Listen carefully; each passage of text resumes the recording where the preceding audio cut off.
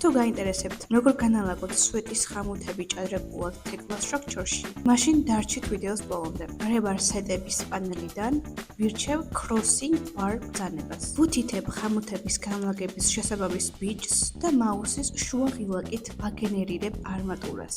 ამის შემდეგ არმატურას ვამატებ splitters, რათა შევძლოთ საკედების ეგრეთ წოდებული ჰუკების მონაწილეობით დამოდელირება. ნიშნავთ ჯერ ერთ მხარეს, შემდეგ კი მეორეს. ახლა კი თავად საკედების ჯერია. ნიშნავთ არმატურას, ვირჩევთ end detail modifiers და ვუთითებთ შესაბამის პარამეტრებს. აუცილებელია first affected bar პარამეტრების ცვალებადობა და სასრულს ჩავსვამთ სვეტების მთავარ არმატურას. თუ გსურთ თეკლა structure-ში საფუძვლიანად დაეუფლოთ რკინაბეტონის მოდელირებას, შემოგვიერთდით 18 მაისს ჩვენს ტრენინგზე. არ დაკარგოთ დრო, დარეგისტრირდით ახლავე.